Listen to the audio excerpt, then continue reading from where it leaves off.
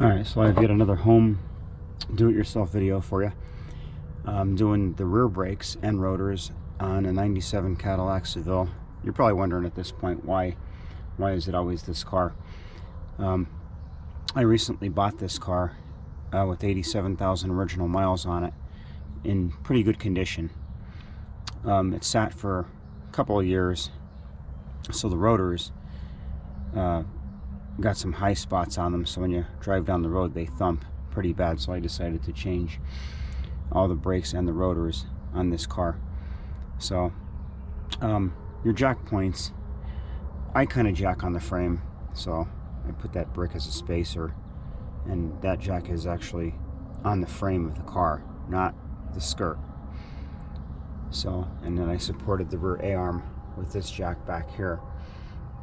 Some say that's the jacking point, so you can keep the load on the suspension, but I don't know how that applies though. If you have a flat tire somewhere and you're using the factory scissor jack, that jack's over here on the skirt, so you'd be taking the load off the suspension anyway. So I'm not clear on whether or not that matters, because like I said, if you're on the highway and you get a flat tire, you're going to be jacking from the skirt, effectively taking the load off the suspension anyway. So, but as a precautionary measure, I supported the rear A-arm with that jack while jacking the car up on the frame with this jack over here. So, and to start off with the rotors, the way I did the fronts was I paint the hat with high temperature paint and the outer edge of the rotor with the same high temperature paint, so you don't get those ugly rust spots on the rotors. So here's my new rotor over here. So I'm going to sand the hat a little bit with this little sanding block. I didn't do that on the last rotor, pair of rotors in the front here, which I should have done. So I'm going to sand that a little bit so the paint sticks a little bit better. And I use a high temp black paint. So we'll start by doing that so they can dry, and then we'll dive into this setup here. This setup, I haven't seen this setup in quite a while. The last time I saw these kind of calipers was on an 80, I believe it was an 87 IROC Z28 Chevrolet, of course. This kind of caliper, the e-brake is not in the hat like my Impala in front of this car. The e-brake is in the hat of the rotor. On this one, the e-brake, I don't know if you can see that, but the cable ratchets the inner pad, the piston actually, and it uses that as the e-brake. So it's a ratcheting caliper. So when you take this caliper off, you don't collapse it like a regular caliper. You would stick a screwdriver in here and pull it back and collapse it that way. You actually have to turn that piston back in with a tool, or you can use, some say you could use a wrench. I don't have the actual tool, so I'm going to try the wrench to see if I can ratchet them back in. Otherwise I'm going to have to buy that tool.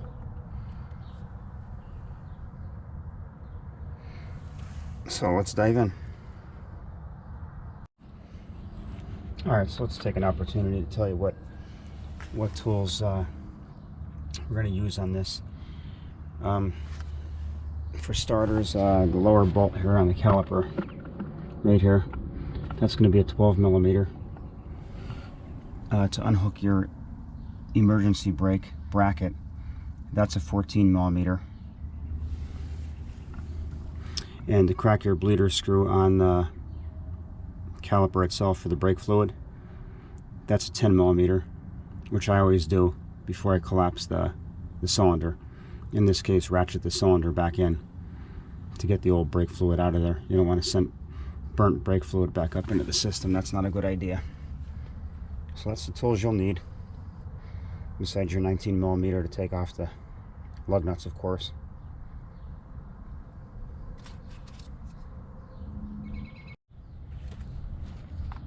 Alright, so to start off with, I'm going to loosen that bottom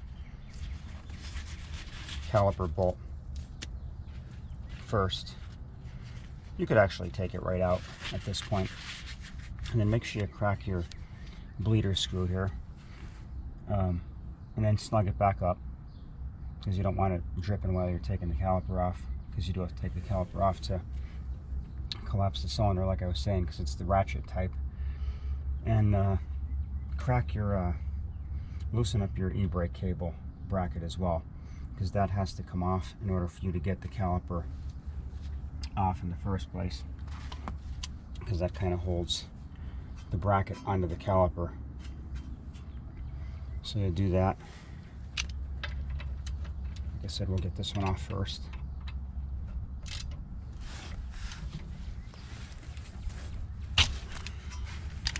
Would help if it doesn't slip.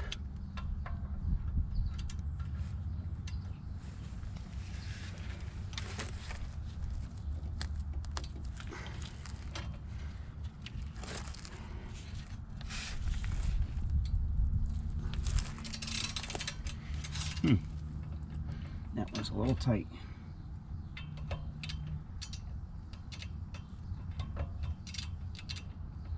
Looks like I'm gonna have to get a breaker bar for that one.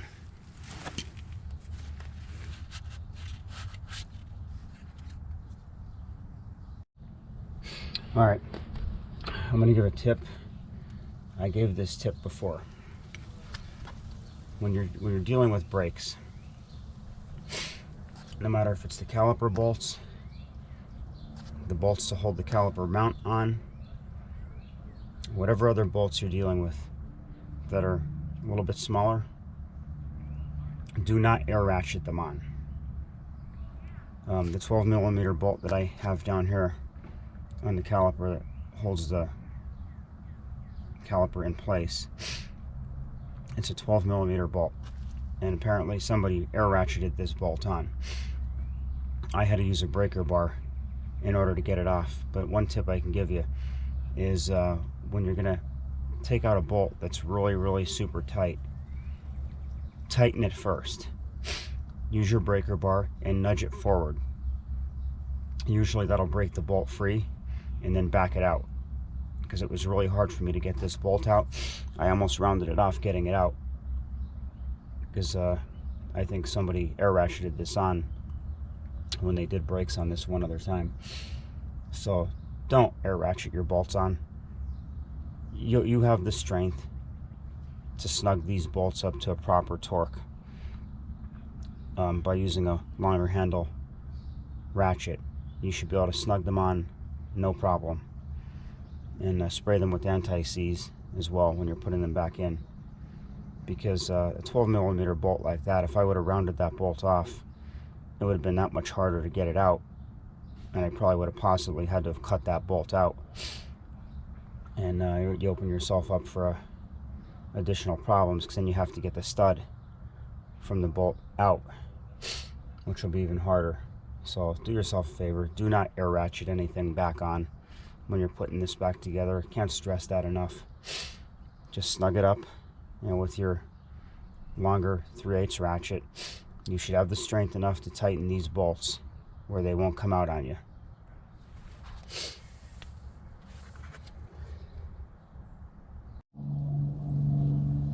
Alright, so once you get the bottom caliper bolt out, you can just pry the caliper back, and it will lift right up like that, and then the top one slides out like that. Make sure you get the boot off there so you don't tear it. So that slides right out of there. And this is a very light caliper, so you can let it hang, because it's hung by the emergency brake cable as well as the brake line itself. It's a pretty light caliper, so I kind of trust that it's not going to pull on. It's a very light one. So then take your brake pads out. They should slide right out of there like that. And if your kit has these new spacers, use them. My kit did come with them, but we're going to take an additional step and take this bracket off, because I'm also changing that rotor.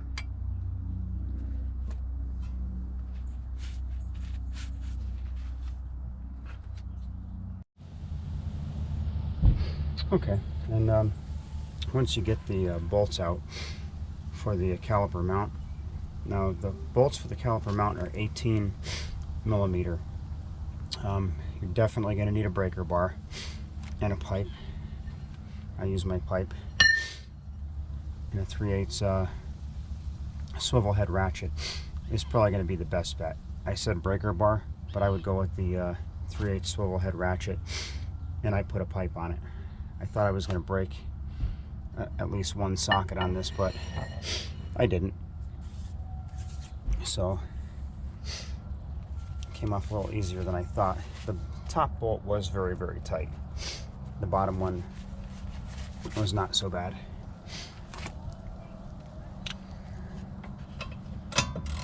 So I'm just removing the last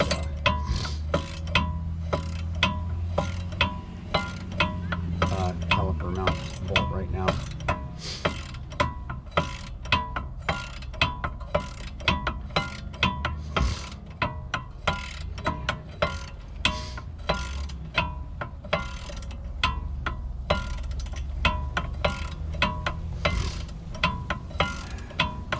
I'm just racking up again today. Again, the reason I'm not playing any music is every time I play music I get a copyright notice from Google, so I chose not to do that any longer with these videos. Besides that first video I took, the music was awfully loud. It wasn't loud to me, but it came through loud and clear on the video. So there's the caliper mount right there. Spray it up, degrease it, whatever you have to do with it. Clean it up pretty good, and spray your caliper mount bolts before you put them back in.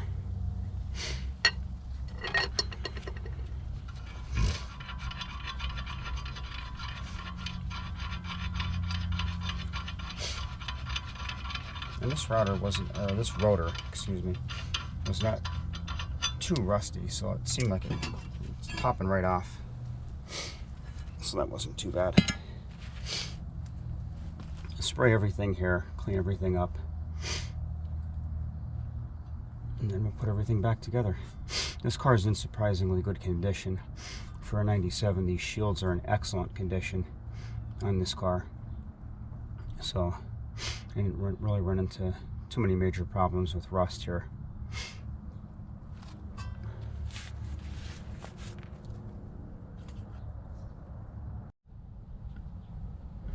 Alright, so next we're going to turn the caliper back in.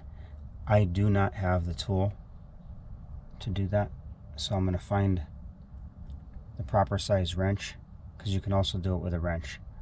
So I'm going to find the proper size wrench to turn that back in.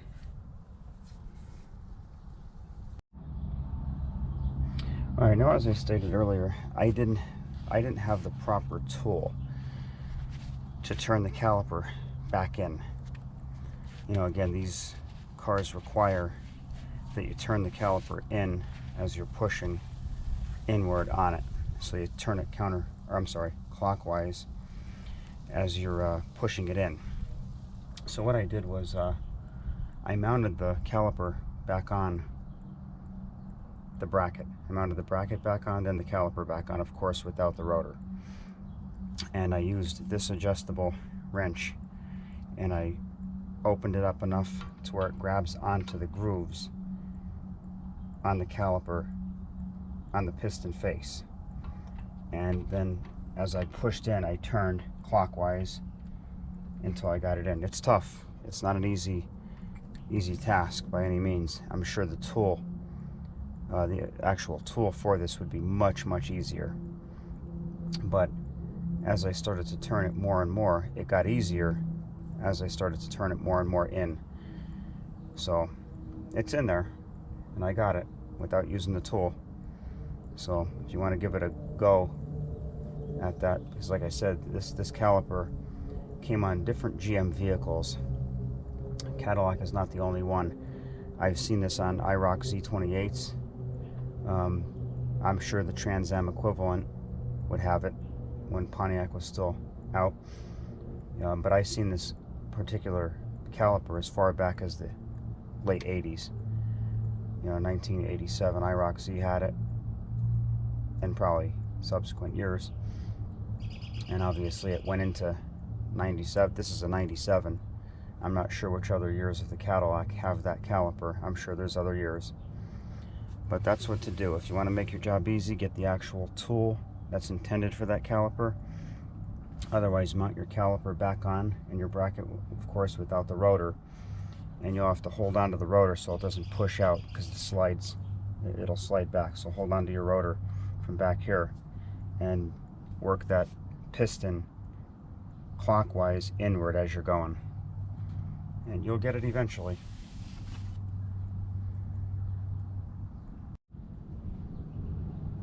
Alright, so we're going to put your new rotor on at this point.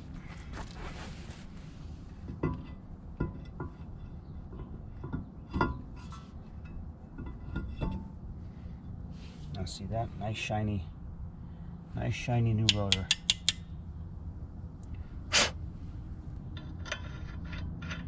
You'll thank me later, you know, with this tip about painting the rotor hat. And the sides, because again, if you have custom wheels and a rusty rotor, you already know how bad that looks. It looks terrible. And the paint, you know, it's not going to last forever, but the high temp paint will last, and over time it will definitely prevent a lot of undue rust on your rotors. And you know, every now and then, if you want, you can take the rotors back off and paint them up again. But it definitely makes a world of difference on a custom, you know, with a set of custom wheels where you can see the rotor more visibly than with your factory wheels. You know, factory wheels don't tend to show a lot of the rotor, where a lot of these aftermarket wheels with the wider gap in between the spokes, they show a lot of the rotor. You know, I've seen tires or custom wheels on cars with rusty rotors, and it looks terrible.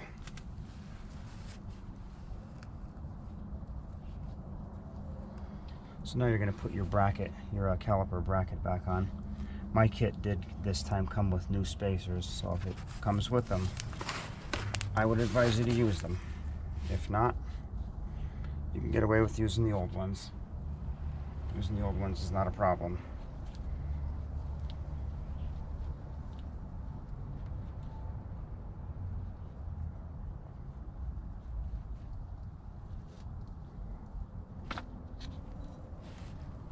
So again, you have two bolts that hold the caliper mounting bracket on.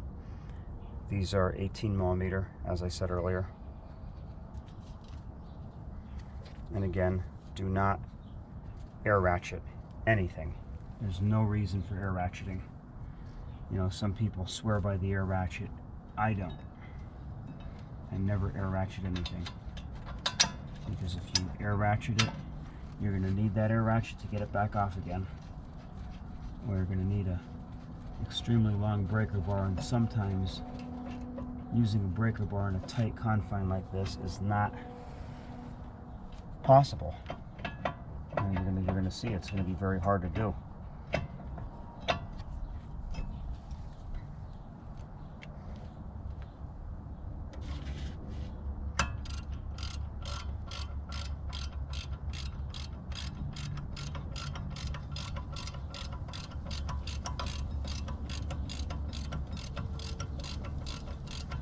And besides, air ratcheting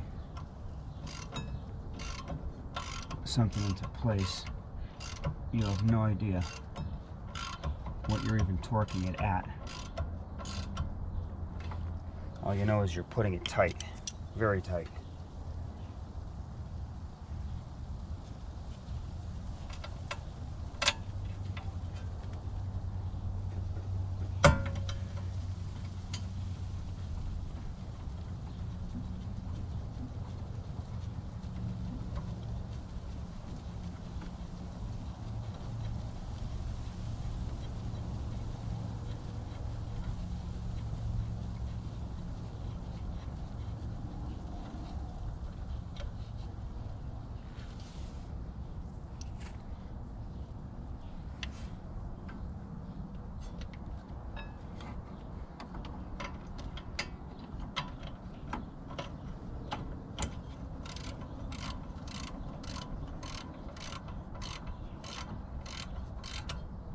So once you get down to the point where you're going to tighten the bolts for the caliper mounting bracket,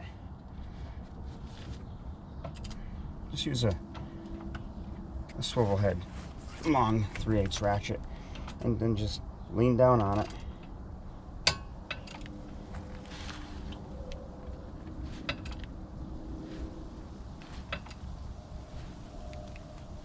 Give it a good tighten. That's all. You know, you're tightening it yourself, so you're assured you're going to be able to get that thing back off next time.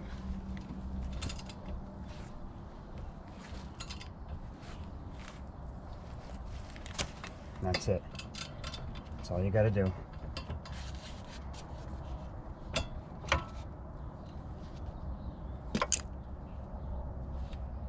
Perfect. So then just all you got to do is put your brake pads in.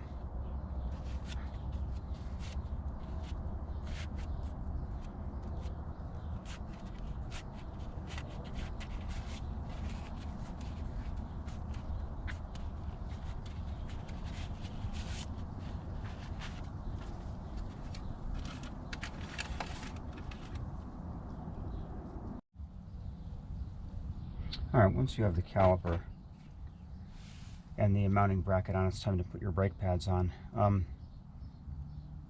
I usually put the indicator on the inside pad, because usually the inside pad will wear a little bit quicker. So, indicator up. That way it's hitting against the indicator on the leading edge, and you'll hear it a little bit once they start contacting.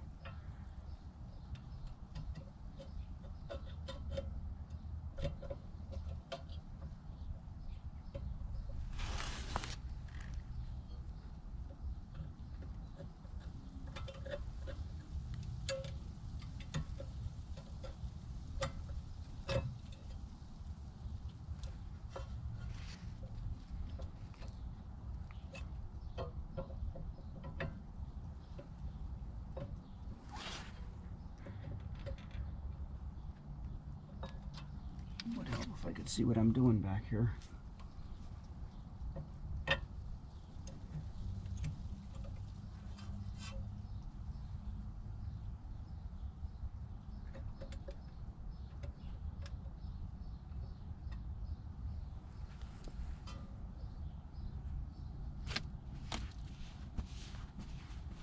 I have to shed some light on this.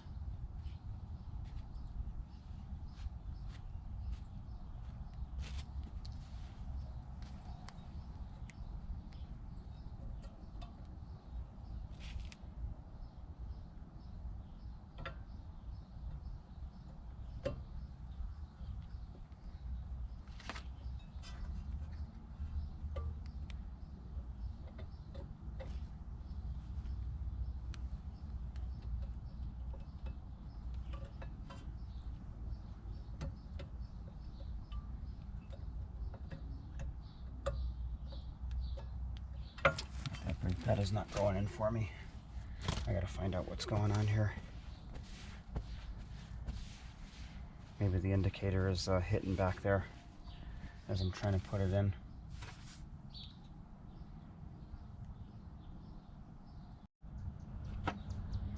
Alright, so I got that rear brake, or that inboard brake pad in. It was just hitting on the clip here on the other side. But anyway, that's in.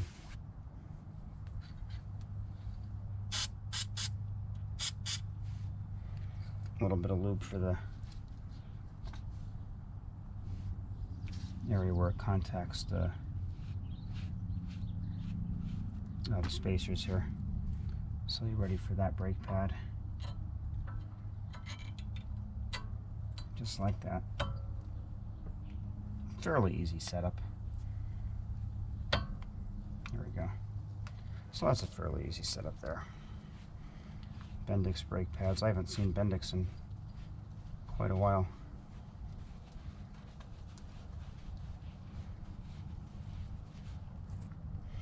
So then you're ready to put your caliper back in. Just make sure you lube up the slide up here.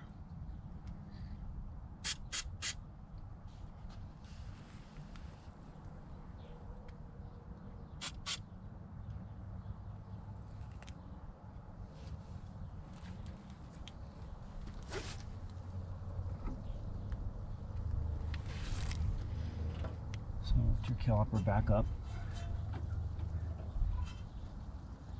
and position the top slide like that. And there's no bolt, again, there's no bolt on the top slide. Make sure the boot goes all the way back on.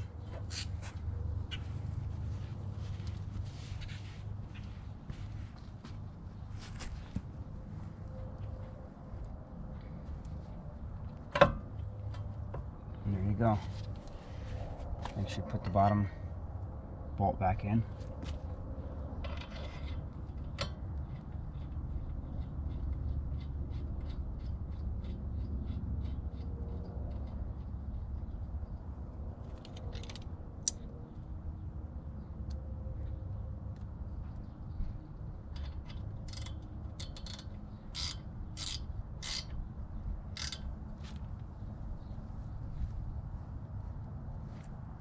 Again, snug that bolt. There's no reason to use an air ratchet on any of these bolts. I can't even say that enough. Can't say that enough. No reason for air ratchets. Maybe to remove. That's good if you want to remove them with the air ratchet. But make sure, if you're going to remove with the air ratchet, just make sure you hold on to that air ratchet, because if the bolts are tight and you have a good air ratchet, it'll twist your arm right around. I usually crack, after I'm done, I usually crack the bleeder for a little bit just to make sure we have no air in that line. It'll drip. That's okay. Let it drip. Do it a little bit, and then close it back up, and then do the other side. So that's changing the rotors and the brake pads on a 97 Cadillac Seville SLS, which I'm sure this applies to many GM vehicles, not just the 97 Cadillac Seville SLS. I'm just using this car as a test, as kind of my test bed for doing these videos, because I just bought this car and I have to replace these things before I get it on the road. So I figured I'd use this car. At this point, you can tighten up your bleeder screw. Just snug it up. That's all it needs. Put the cap back on. And that's it.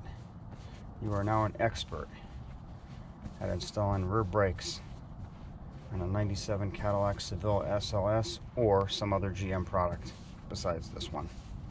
Whatever has this type of caliper and rotor setup and suspension setup, for that matter.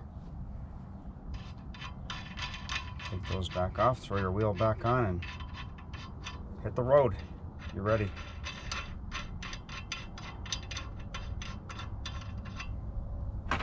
All right, and again, as always, thanks for watching, and I hope you got something from this video.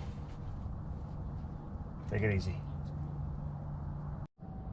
Okay, since this is a real world video here, I'm going to point out a mistake I almost made when I ended this video. What I forgot to do was put the bolt back in that holds the arm for the emergency brake cable. That is not a good thing. So make sure that you do not forget that bracket. It's on the back side here.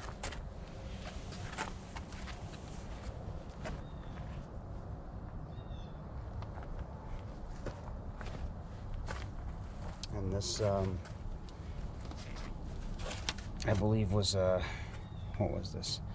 This, I believe, was a 14 millimeter. Yes, 14 millimeter. So make sure you do not forget that. I could have went back and edited this video, but I just wanted to show you how easy it is to overlook something like that.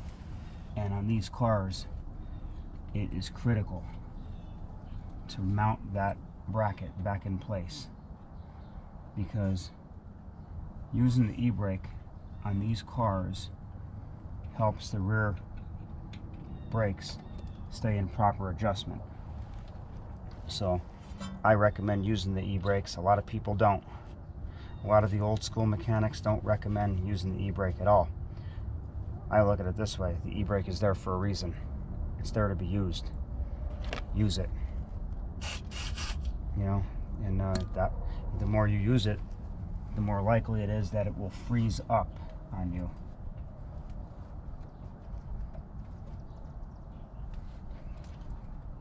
So again, just position the bracket back in place and slide that bolt back in. Oh, that's the second time I dropped it. It's not always easy, but make sure if you drop it, clean it off again, because you're going to have all kinds of dirt on it, especially if you're working in a dirt driveway here like I am.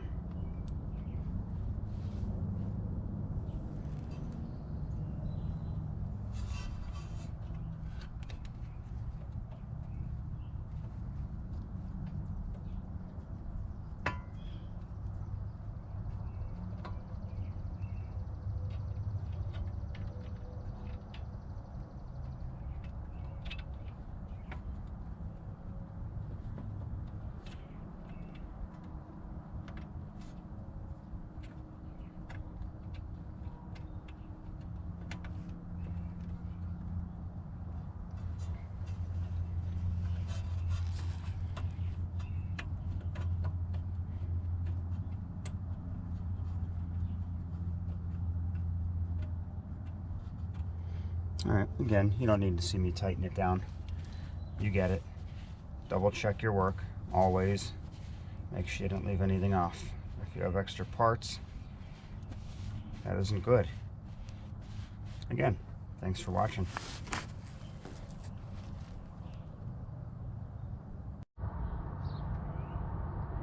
Alright, just when I think I got this video